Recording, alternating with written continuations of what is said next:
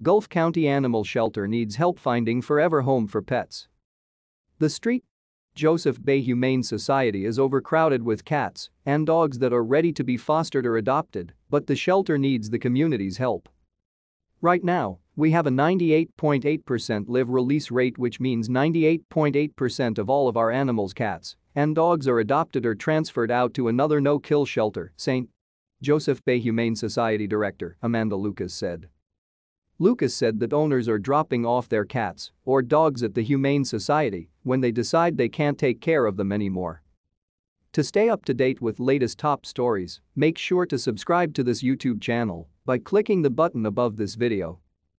Over the past year, they've had 41 animals dumped at the shelter.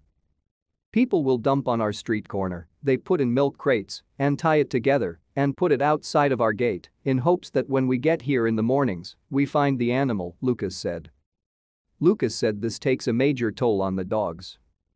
It's very difficult for them, and they feel it and we see it, and it's hard not to take it home sometimes when we get a tough case, but they are safe here, they are loved, and they don't go anywhere until we make sure the second chance is the right permanent chance, Lucas said. Which is why they have a very thorough adoption process that requires references and a 3-page application if you decide to adopt. We do as much as we can to try to help them feel comfortable while they are going through that transition again of going from being owned by a family to back to the shelter, and it's heartbreaking for us, Lucas said. One of the biggest issues they face is cats and dogs that aren't spayed and neutered, which can lead to overcrowding in the shelter.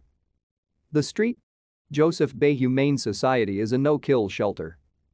All animals are ready for adoption, they have all of their shots, are chipped and spayed and neutered. One of their most successful programs is their Foster to Adopt program. It's a great program, Lucas said. It's extremely popular.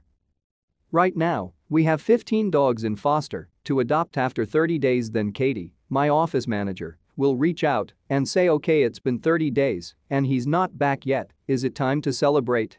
In addition to needing forever homes for their animals, the shelter could also use volunteers after having to cut down on employees due to the pandemic.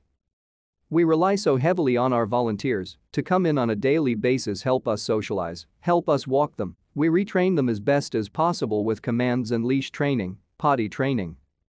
We do as much as we can to try to help them feel comfortable while they are going through that transition again of going from being owned by a family to back to the shelter, and it's heartbreaking for us, Lucas said.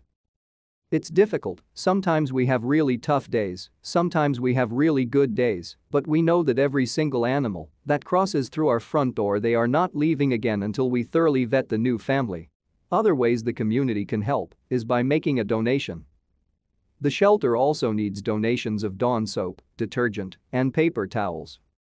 Any way they feel that they can help us is a blessing, and I'm just truly honored to be part of Gulf County and the community. We have had tremendous support, said Lucas. For more information on upcoming events, how to adopt, foster, or donate, visit their Facebook page or their website.